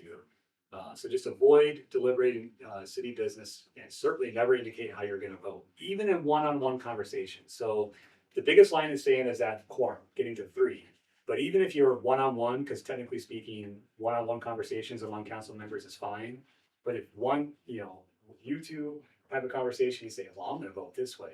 And then Dan, you go down around the horn saying, well, how are you gonna vote? How are you gonna vote? That's what is called a walking quorum. Thank you. So like that is sometimes not purposely done. Sometimes I know it's been purposely done. And then what happens, you get to the council meeting, there's no discussion, 5-0 vote, no discussion, 5-0 vote. And eventually someone in the public's going like, how, they're all on the same page, and yet they don't even discuss these things. How can that be? Are they talking outside the council meeting? And so you gotta avoid that as well. Any questions there? I think you guys all got it down pretty well. Good. Just be careful. I know there's a lot of opportunities out there. Just be careful. There's other basic requirements, which I know Chris and Phil know quite well on notices for meetings, got 24 hours. Can never violate that. You can never add an item to your agenda on the spot unless it's for an emergency purpose. Emergency is not defined in the state code, but it better be a true emergency, like the town is flooding, there's a fire, there's a gas leak. We don't have 24 hours to wait to make a decision as a council to respond to this issue. So that's the times you can do it. Otherwise, if you forgot to put a liquor license permit for a renewal on there, it's usually not the city's fault. It's usually the proprietor comes at the last minute and says, I forgot, my license is about to expire. I need your approval, or your council's approval. Sorry, meeting's tonight, it's too late. You need 24 hours notice. Now, sometimes councils have to meet with special meetings for stuff like that, and there's no limitations to how often you meet, other than your own willpower and getting your staff to serve and put in the time. But in theory, you guys could meet every day of the week, every day of the year. There's no limitations. Yeah, exactly. No one would ever do it, but you can do that as you like. But that being said, you do need to. How you looked at it. I would meet every day. Right. He's looking really excited over here. Yeah. Look, we can meet every day. Yeah. Love it. Nobody does that, and you could. There is a little bit of caution there as well, in that there was a city, another one in Southern Iowa, come to mind, that met on a Sunday morning at 6 a.m. and they didn't get in real trouble with the Iowa Public Information Board. Has everybody heard of that state agency? They're the government state agency that provides oversight of open meetings and open records. Yeah, so they're called Iowa Public Information Board, IPIB for short. Anytime citizens or media or city officials, for that matter, have complaints regarding an open meetings violation or open records violation, that's where it goes. It goes to that agency. They do an investigation. So there was years ago, a city, small town that met at 6 a.m. on a Sunday. I don't know why. I can't remember using why. Someone turned them in and said, that's not a reasonably accessible time to meet for the public to, access that meeting. IPIB basically said, you're right. It's not a clear violation of the open meetings law. Don't do that again. So there are some common sense has to be used here with all this stuff. Otherwise, you could just buzz people over like that, just having 3 a.m. Yeah. at school, Right. And it's just very rare for anything like that to happen, but Probably wouldn't. yeah. Otherwise you could see any governmental entity out there that's like, well, we'll just meet at midnight, shove through something that's controversial, and no one will be here. They'll be stopping it. That's why we need to during the day, because some of our council members have outside jobs. Of course. Can't attend, and a lot of people work during the day. So. I think it's just Congress that does. Yeah. Well, in our state legislature, It's not a continuing resolution. There is a infamous history in our state legislation, not to disparage them, but they get to the end of the session each year and you do the state budget, and it's usually like 2 a.m. when they finally gavel out and close the session. It's not to make fun of them at all, because usually they're trying to get done and they've kind of put a deadline to themselves, but there's a lot of haggling, and they just keep going and keep going and keep going, and finally it's literally like 2 or 3 a.m. perfectly fine to get it done. And is it the most public way of doing things? No. No one's sitting around there at 2 a.m. watching them vote on the state budget, but they could if they were up and wanted to. they could, yeah, it's open. Yeah, state Like council work second would be shift. wide open. Right. Watch it later. So any questions there on some of those basics? Closed sessions, I don't want to gloss over that. You can use closed sessions for very specific purposes, which again, I'm guessing you've had some closed sessions in recent years here. There is a whole process to that, which you have to follow.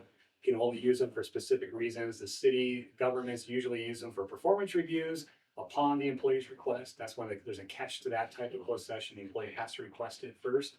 Then you can go into closed session. Real estate transactions, potential sale or purchase of real estate is another common one for cities. And then litigation. If you're being sued or you're planning to sue or in the middle of litigation, you can go to closed session to discuss litigation strategy with your attorney. For each of those types, you would put it on the council or council meeting agenda. It's a closed sessions are within a meeting agenda.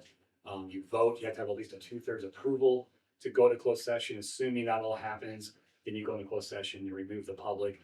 From there, only the council has the legal right to attend.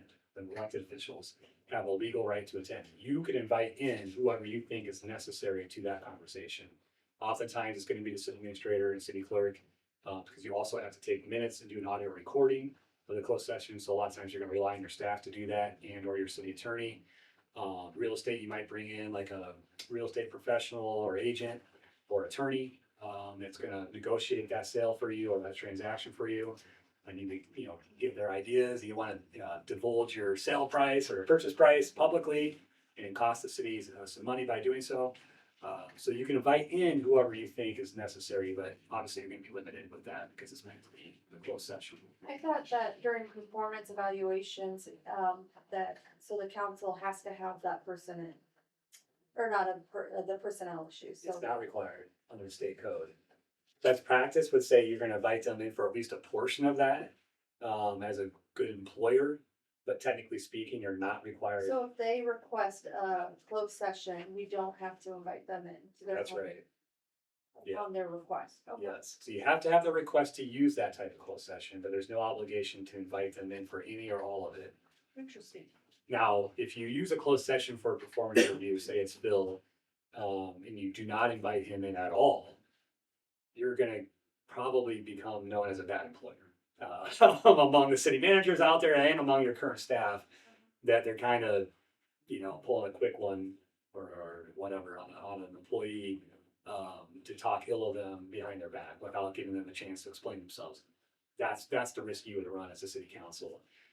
Now, the flip side of that is I've seen this happen where you invite the person in, they have a good review, and then you excuse them because we want to talk about you and we want to talk about giving you a raise. But we don't want to do it in front of you because we don't want to kind of an awkward conversation talking about somebody's potential raise in front of their face. So that's where I guess on the positive side of that, you could say, all right, we're done with you. We're going to talk next about like promotion. I'm done with you in this portion. Yeah. So it can work in a positive way, but usually that's a negative thing. Yeah. Also, in that situation, the employee does not have to request a closed session. And the only chance then the council has is to do a performance review in open session, which again is quite awkward, but I've seen that happen. I've also seen councils reject the request for a closed session for a performance review on purpose because they want If they want to air the dirty laundry. Yes, and that again is probably not the best. Yeah, Good old mankind, huh? that's right. There's in the state code in chapter 21 or section 21.5, I think it's the last line, does say there's no obligation to use a closed session for any of these matters, including litigation strategy, which your attorney would probably say I'm no longer your attorney at this point. Yeah. I'm not going to represent you because I don't want to, again, divulge our strategy publicly so the defense or the plaintiff, whatever the case may be, knows how we're going to pursue our strategy and jeopardize our ability to win. So, yeah, these two things don't ever happen, but in theory they could. It is. Any questions out there for any of that stuff? Okay. The next area is council meeting rules. We talked about that before, so I don't want to belabor the point too much. just know, first of all, I always tell council members, especially newer ones, just get familiar with these. You'll never know when it becomes important to know the rules of the game, right? This is any kind of organization, any kind of line of work. The rules of the game are always really important. So everyone knows how things are supposed to be done. It can be very awkward if there's like kind of a point of order, right? Like, well, who's supposed to be talking right now? And it's like, you better know, right? Um, that being said, it's gonna be impossible for council members to know all the different rules, let alone staff. So there are gonna be some times where it's kind of weird, and you have to like, wait a minute, let's look it up, and you literally have to like look them up, your rules in the middle of a meeting. And that's fair. That's what our attorneys get listed for, right? We have an attorney on the Yeah. line. And your attorney usually attends meetings? I don't. My phone, okay. I was gonna say, otherwise Phil, Chris and Cole do a good job of together, making sure we're doing it right. Yeah, Right, you have to do this first, people. right. It's like, we don't know if we need a motion for something. It's like everybody's head turns to Chris. Like, It's like every council meeting I've ever been to, basically, that's how it works. It's like, are we voting now? Right, and she tells us like, okay, We should be like, you all are voting on this, and then we'll vote on this. right. Keeps us in order. Right, and so the general way most cities do it, of course, the mayor's presiding officer, they announce the agenda items, they call for discussion among the council. But even then, you need some rules to help kind of dictate things. And sometimes a council will have a very talkative or kind of domineering person. They don't even mean ill by it, but they just can't help themselves. Like me, I'm a very long-winded person. You need the mayor to be able to say, hey, you've had 3 minutes. Someone else has a chance now to jump in from the council. And so you got to have that rule in place first. And so it's always fair among all the council for every agenda item throughout. The biggest issue for most cities, though, is public comments. And it's always a tricky thing because we talk about engagement before. You want to have the public to have that ability to address the council and share their thoughts and wisdom and concerns and issues. At the same time, you don't want to be here all night. And you're going to have a hard time people serving on your council and staff if your council meetings are running till midnight. I've seen that happen in plenty of towns where there's no rules, it's a free for all, and the meetings literally last 6 hours, and it's just awful. And people get really worn out, they get mad, they get agitated, they get hungry, they get tired, and they get really nasty with each other by that 4th or 5th hour. So I think ours go pretty good. We got good. places. Yeah, Chris has done a lot of research on other communities doing and help us clean it up and. Yeah. So this goes right back to having some clean rules. Most cities say 3 minutes per person during public comments, 5 minutes, something like that. A meeting I was at here recently, they were really struggling with allowing public to speak on every single agenda item, like having a public comment within each item, which you can do. And I say, it's up to you. In the larger cities, if you have a lot of attendance, it's probably going to make your meetings go super long. Maybe not though, I don't know. So it's something where each town can be a little bit different and just how much engagement there is already and how much you want from the public. It's a thought, and I'm not really for it against it. But I've seen the worst case examples where it's, free for all and you're there all night and people just. Well, we educate the public too. Doug and I talked about this, and this is what I still tell people is you can get a week out of 3 minutes. If you put 20 bullet points on a piece of paper and hand it to the council, and then use your 3 minutes wisely, and then just end on, I put some of my ideas in this packet for you to do.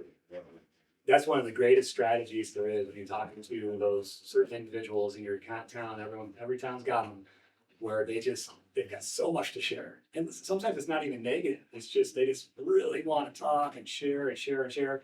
It's like, hey, you know what? You've got a limited 3 minutes. Why don't you present a longer piece for the council to digest ahead of time? And then publicly you can do your 3 minute thing so the rest of the public's aware of it. Because then Chris announces that we're available before and after meetings as well too, so. That's right. So yeah, it's a good strategy for those folks who are just really have a lot on their mind. Let's talk about some best practice again. We talked a lot about this already. Just understand your rules, of course, understand these rules, do the homework. Gosh, that is the number one thing I tell elected officials if you want to be successful. It's just, I know it's tedious sometimes with those council packets and you're kind of expected to read them on the weekends and at nights, and it's just a lot of extra work for something that you're getting paid a lot for, right? But it's a volunteer job, we know that, but it is important, so rely on the staff in that sense. And this one I cannot stress enough, which it sounds like you guys are in really good shape right now with your council dynamics and the meetings themselves. But it doesn't take much for that to change. There's never know what's around the corner with controversial issues that come to you as a city council, and you can have some hard feelings out there. But try to be always, not shouldn't try, always be professional and be civil amongst each other. Remember that you are leaders of your town. And so if you demonstrate poor behavior, if you get snippy and use bad language and name calling and all that, it just opens the door wide open for the rest of the public to do the same and staff. And it's not productive. And it's not productive. You're not gonna solve the issue that's at hand, and you're just gonna walk away angry. They'll treat you how you treat them. That's right. That's absolutely right. The towns that suffer with that and deal with negative citizens and they, poor decorum, usually it's because there's a couple council members who are kind of leading the way. And they're sniping at each other and they're being really mean, frankly. And it's not to say you can't use your voice. You should, but you should do it civilly and professionally. Leave that personal stuff at home if there is any kind of, a lot of people I work with where there's old family disputes that go back generations and they come on the council and they basically use the council and the city to wage personal conflict. And it's just really disappointing. It's really distracting. It's really dysfunctional. Is that a problem in smaller towns like that? Yeah. 2, 3, 4, 500 people? It is. I've said for years that those are the towns that have it the hardest because they know each other typically on a much more personal level. And some of these kind of Hatfield McCoy situations exist. Everybody's related. That's right. Wow. And so It's a small family. it is. You just can't help but know each other or be related. And they bring all that kind of personal stuff to the council and they kind of use the city government's issues as a way to wage their wars. And it's awful. And that's, they actually, I've said for a long time that smaller towns have the hardest when it comes to that side of serving the public. Yeah. And speaking of civility, I did send out a thing to everybody. It's like a webinar. The National Oh, I got it. Civility Summit. Yeah. I thought that looked really Right. interesting. She reads a statement, but I don't know, have you sent it to him? She reads a statement about civility and how we'll interact with the public during right before we do it. She came up with it in there. And I don't know it word for word, but it tells them they have 3 minutes. We all act civil and we can't interact with you, but we're listening and we're available. It's a really good statement. Yeah. That's awesome. I wish more cities would do that, to be honest with you. Well, I didn't create it. I borrowed it from another city. You relocated. Yeah, What they say in the recreated, But still, like, we relocate. Good framework for our constituents. Regardless of people, where you got to, it. to know what to say, they might have, what they want to say, but they don't know the structure. Yeah. And what you have done is created that structure. Yeah. Or, yeah. Well, I tell people, The expectations. Yeah. Yeah. Expectation. if they stay on topic, you can say a lot in 3 minutes. That's right. But when they get their emotion in it, and then they feel comfortable talking, and then all of a sudden you're like, okay, you had about 3 sentences here when you could have had You said 25. that they were Like, what was the original topic you wanted to discuss? Yeah. Like three. Part of the problem though, and I'm not making excuses, but some people just don't have experience being a public speaker. So 3 minutes is a lot for somebody that has had experience doing that. But for people who've never gotten up in front of a group of people and spoke, it's very intimidating. And sometimes they kind of flounder. So if they go a little bit over, I've allowed it to go a little bit, I mean, not 5 or 6 minutes over, but like maybe a half a minute. If they're really trying, and I'll say your time is up, can you summarize and wrap it up? Yes. Yeah. But you can say a lot in 3 minutes, but for people that don't have that skill set, it's hard to get your point across because they can't stay focused and they go from this comment to that comment. They don't stay focused. Some people dread that 3 minutes for a week before. the Oh, meeting for sure. because it's You know what? Absolutely. Now that you said it that way, I think if we could add to what you stole from another city. Repurposed. Relocate is somehow worded to where someone like that they already know they're gonna be uncomfortable. Let them know they have an option to write stuff down in the Yeah. privacy of their own home. Then when they present it, it might be easier for them to talk Yeah. about. Yeah. Or it's That's a on great our, point. on our website that you can submit, the you can website. come and speak, or you can, submit something in writing too. Yeah, yeah, I think that's part of this whole like citizen engagement But I think- component. Doesn't hurt to say Yeah. to them, yeah. Yeah, it's good to stress that. You want people to be as comfortable as possible. You're right. There's always gonna be some folks, this is really intimidating. And or they're not quite Shaking. prepared, they're They're shaking and they're all over the place. And this is like kind of, I didn't even talk about this earlier, I should have, like the mayor is the presiding officer and also the enforcer of your rules. That's where it starts. For a lot of mayors, this is a very challenging part of the job because you don't want to be the bad guy that gavels somebody right in the middle of a very passionate point they're trying to make to the council.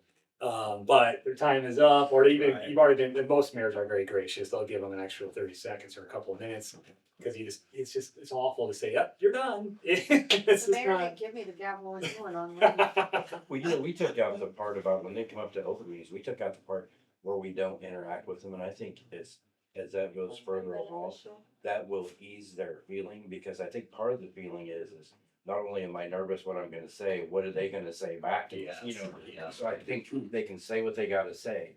Now they have an opportunity to back up, think about it, they're not gonna feel attacked, 'cause honestly, that's kinda how they can, like, Yeah. cause we're gonna have questions, and all the time our questions don't come out like, so it might be like, well, why do you, it can Right. be- It's combative. Yeah. Yeah. Not Yeah. combative, it could just be if you're nervous and somebody asks a question, all of a sudden You that question's perceive it. personal. It's not, you mean it well and you're nice, it's just you go back into a corner. Right. Yeah. And they kind of get stymied in a way. The hard part for some people Yeah. to understand They're is debating. if they talk during that section of the agenda where they want to talk about the agenda item, they can talk and they can ask questions of the council. Where they get hung up is when they do, at the end of our agenda, we have a place where I ask if anybody wants to speak on any non-agenda items. They wanna talk and then they want this exchange and they wanna ask questions and they really can't because it's not on the agenda. That's real hard for some people to understand that. Cause they want action taken, some of them want. Yeah, yeah. Oh, yes. Like right now. But that's what's good in the statement, 'cause it says we cannot. Right. That helped me because I didn't know that at first, on the very first few things, like at one day. Because from- I think it would be beneficial if Travis put something out on Facebook too, or our social medias or on the website too, just explaining the process and giving some information on that. That's not only But then beneficial, I think it would help, like you said too. when we don't interact during that open part, that's more beneficial. It helps that person more too, because honestly, and I'll just put it out there, it's honest. If they come up and they speak for 3 minutes about something we didn't know they were gonna speak about, then we're in certain information we don't know either. That's right. Yeah. I mean, we're guessing, so. Yeah, you are. And there are times you're gonna get popped with a surprise. It's like, what? I think this is the first time I've heard of this issue. Yeah. And your impulse is to do what? Like, I wanna answer to this. I wanna respond. I wanna make sure that they know that I'm willing to learn more. I wanna dive into it. You don't wanna take a side, you Yeah. wanna get all the details, Right. well, we should be taking sides anyway, but Right. unfortunately, sometimes you have to lean one way or another, but Mm-hmm. at least you can get yourself educated on it, so. Right. And so like, what do you guys do in that situation now? Is it more or less like, thanks for your comments? We'll look into it. We'll study it more. We'll bring it back to the future council meeting, that kind of response. Well, and she tells me if they would like it put on, put on the agenda, we can put it on the agenda right there, or afterwards, or. I think at our last meeting too, when the gentleman had questions about a project that was on the agenda, Mhm. our city engineer, public works director, actually talked to them after the Yeah. meeting and addressed their questions that they had. So, Okay. I mean, it's kind of like, we can direct you to who could better answer your questions. Yeah. If it's, And I think that's what the speaker says, so we could say, so that is one thing we can say as a council, one of us could say, if they're not there, we could say, Bill, can you please have so-and-so follow up with that person? Yeah, that's a good point, everything needs to go on the agenda. So that instance didn't require any Right. legislative action. Right. But staff could respond back to them with their answers and Yeah. things, and then those things that can be put on a future agenda by council, or maybe after more information, they'll be put on. Right. So, yeah, I mean, it's as long as you guys are on the same page for the most part, and you know kind of who to turn to. There are some questions about procedures or what have you. You can demonstrate to the public that we're a cohesive unit. I think that helps with the whole culture of your council meetings and really your community, that like, yeah, they've got it down. We can approach them. They're not gonna, bite our heads off for criticizing this or that or complaining about this or that they will respond to us. I mean, that's the nature of the game, right? I mean, you're serving the public. I think there's gonna be challenging times. I always put this point in about trying to have fun. Remember, this is about serving your community. It is rewarding. I think most council members, even when they're having some difficult times and issues, at the end of the day, it is a very rewarding type of service. So try to get back to home base, and if you ever do encounter some troubled waters. You know what I always try to remember, and you cannot identify, I'm the one on the council that runs my mouth all the time. You know, no matter what side of the issue you're on, I know that all five of us, I know that no matter what side of an issue you're on, I know everybody cares about the people. Absolutely. In one way or another. Right. You may disagree with something, but everybody still cares. And it's nice to be a part of a group like that. Absolutely. Even though you disagree. That's right. That's one of the things. That's why I do my work.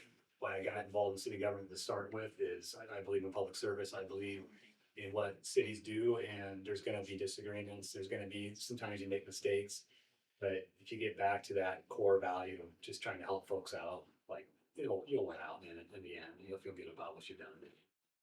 All right, open records. This is very similar to open meetings laws in terms of like the structure to it, but it's all dealing with records. And there's a statement right at the top, and this, it's always been in the state code, but it's always, it's become more important to talk about like records stored or preserved in any medium. Because nowadays there is electronic records galore, including social media records, and this has become the issue of the day. City clerks and city managers are talking about this constantly. Oh yeah, it's a big issue.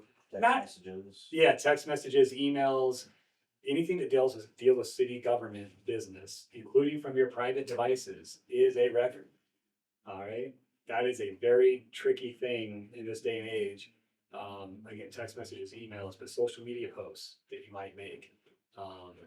There are some limitations. There was a U.S. Supreme Court case involving a county manager in Michigan that got ruled upon. It was in favor of governmental entities where this county manager was posting some things on his personal Facebook account, just saying like, hey, there's a fundraiser in town for the fire department, blah, blah, blah. But there was a citizen wanted to have access to all of this manager's Facebook records, saying like, well, he's using it for a government purpose. I should be able to access all of the postings, even the ones that do not deal with the government. And the Supreme Court made it all the way up to the U.S. Supreme Court, and they said, no, they're still a private citizen. They can still use social media for private purposes that you do not have access to as a citizen.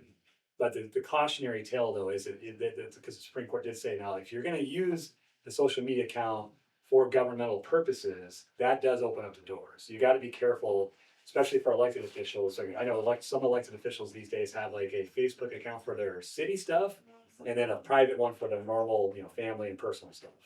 So that's how this one idea. I know. I don't get up any of I got rid of all my social media because I That think would it's almost be kind of more. awful, but Well, I just- isn't it if you if you make a political post, like I'm running for on your personal, then it becomes yeah. and that's a little bit different than when you're serving as a governmental official. Yeah. Because there's campaign laws and there's for candidates, and so Some- that's yes, but it's the same thought process. Meaning, like if I'm going to publicly say like I'm doing this government thing, like running for council, Yeah. you basically trigger those laws by doing so. So you got to be careful with all that stuff. City staff, it's not quite as cumbersome, but there's still some cautionary tales there as well. That just if you're going to talk about city stuff in general, social media, text messages, emails. This is a rule. Another one I learned way back when I was a young buck in Coralville working for the city. And my story was, I had some buddies who worked in the private sector sending jokes that should not have been shared sent to my city email account. Oh. Just stupid stuff. But if the public or the media had caught that and been like, this is crass and obscene and things that I would never, I just stopped sending it to my city email address. These are public records. So just stuff like that, where it's like it's tough. Like we talked about before, it's sometimes hard to serve and work in city government or local government because of that transparency. But at the same time, we welcome that. We want the public to be able to see all this stuff. So it's just being smart. That's what it really comes down to. You just got to learn these things. And so if you need to share a joke, do that on your private accounts. That's kind of, yeah. And there's actually probably a more relevant story from, I think it was the city of Des Moines. They had two council members, was it Des Moines Urban, anyways, Des Moines Metro. And, it was covered in the registry. You can probably go find stories years ago now. But two council members were texting during a meeting, making light of a citizen who was addressing the council with public comments because they were kind of making some outlandish statements, and they just kind of like, this is kind of silly. So they Well- were paying attention to the citizens. Yeah, and so people saw while they're texting, and they're both kind of giggling at the same time. Are they texting each other? There was a FOIA, and those records had to be shown. That goes to, Publicly. like, if you're writing to, like, Dan and I sit by each other, so if I'm like, hey, Dan, and I write a note, then that is a public, There was another that's a public case record related to too. that. Just handwritten notes. Yeah, yeah. I know it's not. Writing It's no not notes. always fair for you all. That it almost feels like you can never be private. Yeah. You still do have privacy. I always stress that. No one can access your personal emails related to your medical. If you get an appointment from your doctor, or your wife or your husband calls about some issue. These are all private, so don't worry about that. But second you start talking city business, even on a personal device, personal account, it is public, potentially. Someone requested it. Big issue out there. So this goes back to being what somebody talked before: be professional, be smart, be courteous. Even when someone's challenging you and you want to read them the riot act, just respond kindly, and then vent to somebody face to face, not over another email, and be smart about it. For the city, I'm sure you're the lawful custodian. Yeah, because we've had a lot of conversations about records management. And so Chris can talk to you guys about like electronic records. Is that what the city was? Are you still doing that? Or was Well, like our transferring? agenda management. Oh, yeah. Okay, that's right. That's That's right. the one that kind of, Yeah.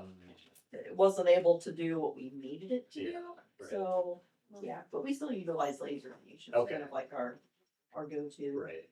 So a lot of cities are, well, first of all, a lot of cities are notorious for just saving every record under the sun, because you never know which one might be needed or which one might be lawfully required. You're lawfully required to keep. And so the old practice has always been just keep it all. Now those paper records for many years, and cities then outgrew their file size, cabinets and all this. Now as part of a project in Corvo, we have transfer paper records to electronic document system, and now it's just a bear of a deal. But even then, those electronic records are still public records. You still have to provide access. Again, going back to any medium, whether it's paper copies stored on a laser fiche or PDFs, CAD files your engineers might provide you, you name it, that's a public record, unless it's been identified under section 22.7 as a confidential record, which there's about 71 records right now, many of which have nothing to do with city governments, but there are a number that are. And so you definitely have to be aware of those. As council members, you have access to all records of the city, generally speaking, including confidential records, especially stuff that you might need to read from your attorney regarding some litigation or some other kind of issue. There's attorney-client privilege and stuff like that. But then you have an obligation individually to never share those publicly. That wouldn't include personnel records and stuff, would it? You could. On only an as need to know basis. That's right. That's always my hesitation when council members are like, well, I want to go look at all the personnel records. I'm like, well, okay, yeah, you have access to everything. And then I always say, next, you gotta be careful with those because of confidentiality. And the third part is, what's the purpose behind it? There might be good reasons for it. You might have a review coming up, especially in a smaller town where the council do the reviews with staff directly. Okay, I can see some rationale. You wanna see the last couple of reviews to get a sense of the work history. But if that's not the case, then it's kind of like, are you on the witch hunt? You better be really You can careful. also drag yourself into something you don't want to be dragged into. That's right. Once you know something, you can't unknow it. So your attorney will tell you Yeah. that. Don't kind of- look at it if you That's don't. right, that's So, right. we have, I have a laptop and phone, so I do all my city business with that, so if there's ever any problem, I can just hand it to the attorney or whoever. Mhm. I just leave everything. Here's all the records, yep. Everything. And that's, I don't yeah. delete anything, I don't delete any communication, just in case, you never know. Yep. And that's one way of doing it. A lot of cities, well, not a lot, some cities have gone down the path of issuing their council members like iPads or laptops, so they can just have all their stuff there and transmit it electronically, the packets and whatnot, and that's just your city device and all your city-related communications what we and have. files are there. And not a lot of cities can do that, of course, that have the wherewithal, but the cities that do, that is, it's a good thing just for the functionality, but also because of records. It kind of helps protect you all, so to speak. So always be careful with that part of it. If you do access or review confidential records, never divulge those publicly. Technically speaking, you'd be violating the open records law by doing so. Work with Chris, work with Phil, work with your city attorney. If you have questions about records in general or confidential records that you're worried about, just ask the questions like I'm sure you would, and you'll be fine. And Chris knows this, she is the lawful custodian. You have to have one. Usually a city this size probably have a few people that at least have some access to the system and can kind of help you with that stuff. So just know that who's the gatekeeper. If you need to go do a research project or something, you know where to go and get help. Cities should have a records retention plan. I would say that there's a lot, most cities do. The league helps. We have a record retention manual and policies and stuff. We just follow that. Good. Never put something in place, but Right. we follow that. Right. Yes, a lot of cities do. There's still some cities I encountered have no plan at all, and I'm always like, oh my gosh, what are you guys So is doing? it wise to adopt something like that, or do you? Yeah. Yes. Yeah, there's probably a policy. Yeah, I mean, I'm not a lawyer, but, You're not an attorney. I might say, if you have a policy in place, you wanna stick to it, otherwise, when you don't, then it becomes a reputation of anything is, should be going, right? For any policy that's not consistent, might as well not be a policy. Right. And that would be the legal interpretation of that. Yeah. Well, you got this record that's 3 years past what your retention instruction policy is, so you should have these records. That's right. Or you gave them this, but you didn't give them this. That's right. And that led me to the final point on the citizens have access to everything. They also can ask you to make copies. You can charge for those. You can charge a reasonable fee, which I'm sure you guys do. This has been grown, probably, I don't know, not so much in city government land these days, but there's definitely been, they call them like First Amendment auditors out there. Some cities have experienced this. I'm not sure if you guys have, where there's citizens who just kind of like test you all on whether you're complying with First Amendment rights or just like open records, rights that they have. And they're not really after anything specifically. They're just trying to just kind of test to see if you're doing your jobs. And, that's in one way it's fair. In other ways, it's just, they're just trying to get you. It's kind of annoying. It takes you away from your real job and Just don't buy into it. no. And you know what, people get frustrated, and take classes about this. It's just let them do what they're gonna do, as long as they're in a legal place to record. Yep. Just say, hey, have a good day, and Yep. don't let them get, That's what they right. Want. Yeah, you kill them with kindness. Yep. Just board them to tears. Hey, why don't you come here and record this? This is. Yeah, this exactly. board.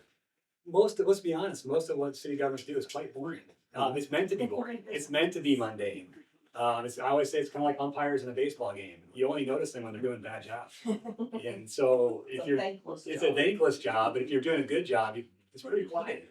Things are pretty quiet. If somebody wants to record a conversation, don't they legally have to tell you upfront they want to record it or not? Yeah. Cause that's been back and forth. I was in one state, one party state, only one person has to know. It could be the person recording. That's right. Yep.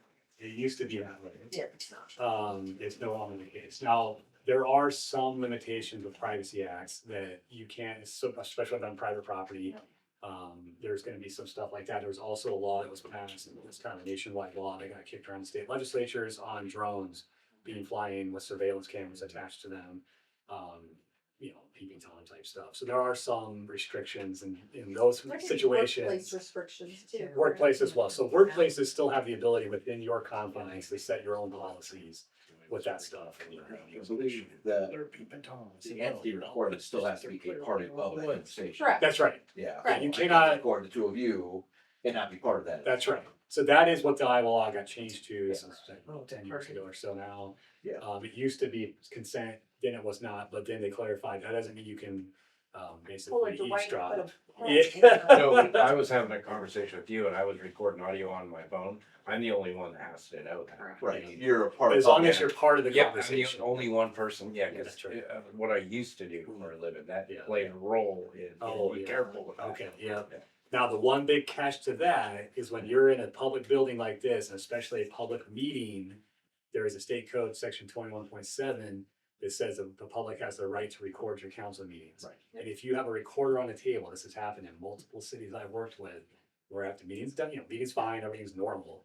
Meeting ends, and then there's the two council members who stick around and kind of talk shop, and that device is still recording, and that conversation is being recorded. We've had hot mics before. Hot mics, essentially. Before a meeting started. And in, closed sessions, we don't have the ability to report, right?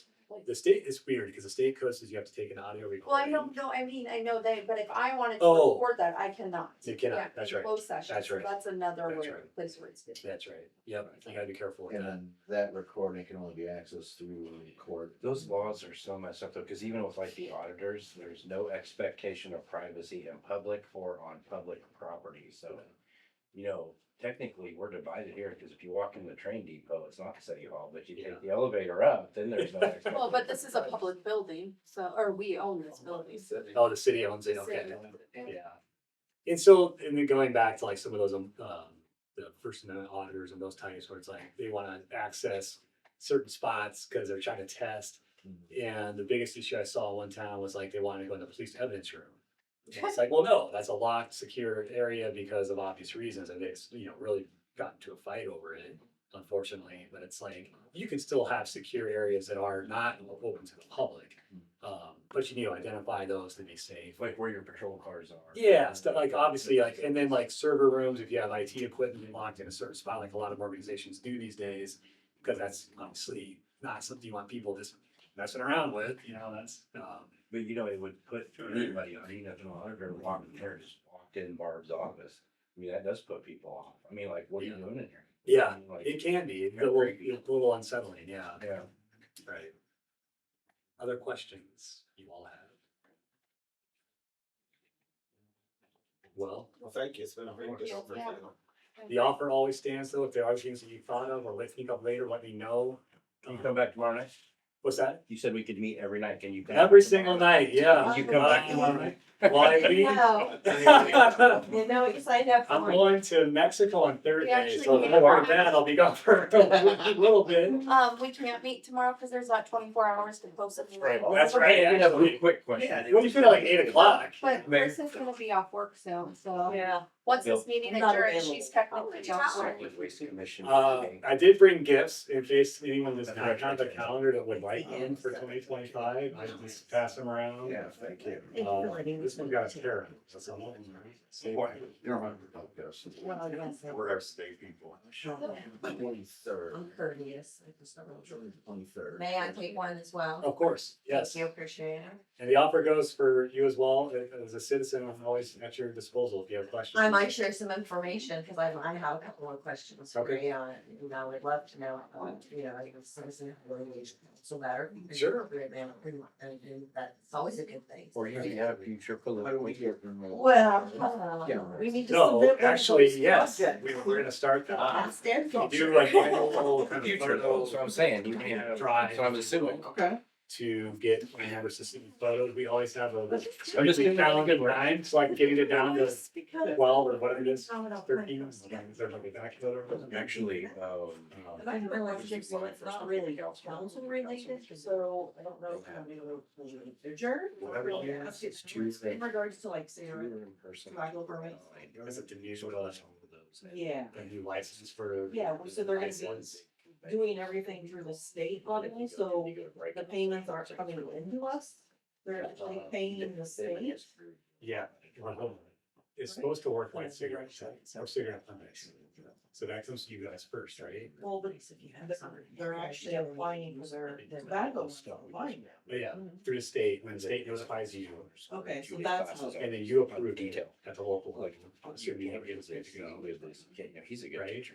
Well, He's got the tobacco ones, they bring their application in with their payment right then and there. Oh, So if I they're think submitting even that, those are supposed to go to the state. yeah, that's what I'm Yeah. saying. So since they're submitting them electronically to them, Yeah. instead of bringing the application into us with payment, I didn't get your money. yeah, how do? The state remits it to you then. Okay, Yes, they yeah, do. yeah, Cause I know that's what ABD does. They Yes. submit it electronically. yes, I think they're trying to get it all state and then out. Okay. Rather than the other way around. Do you know if that's 100%? I got double check on that. Okay. No, we just had had to look this up because there's a new cigarette, stop, not cigarettes, it's for tobacco devices. Yeah, like the the- pipes, like vapes and stuff. So the state put in a new legislature passed a new tax on those last year, just took effect January 1. But it's supposed to work just the same as a cigarette permit process, but they also changed that process like last year. Right, which is effective. Just go, Yeah. everything's online, Yeah. the Iowa Insurance Division, Yeah. and they kick it out for local approval, and as soon as that happens, you notify them, and they say, So Yeah, it's we- essentially gonna be the same as the alcohol. Right. so let me double check, I'm pretty sure that's the idea. Because we only get a portion of the alcohol. Right, exactly. Anyway, They so I keep didn't know. $20 or whatever. Yeah, I didn't know if they were gonna take That's what you 100% of the cigarette, or. You guys don't understand. I'll answer. Y'all, we're still being. Does that- Oh, sorry, sorry. Yeah, I figured we were. I don't, not yet. Well, I'm just saying, we're still in a meeting, so this is all gonna go on. So just- Does anybody have any other questions for Mr. Shields before? No, I appreciate you coming down. Thank Me you. too. Yes, I appreciate y'all And giving I up another enjoy night all the out of your stuff busy you guys lives. put It's truly my pleasure. It's my favorite part of my job, honestly, is getting out and visiting with real folks, city officials, getting out of Des Moines. Sometimes that Des Moines bubble is, not the most fun place, especially in legislative session. So just, oh God, I know.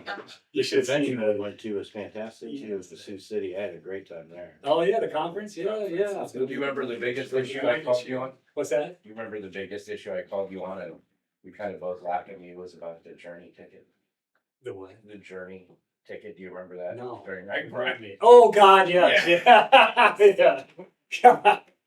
Oh, right, there should be a conference just for city officials to vent about rent, right?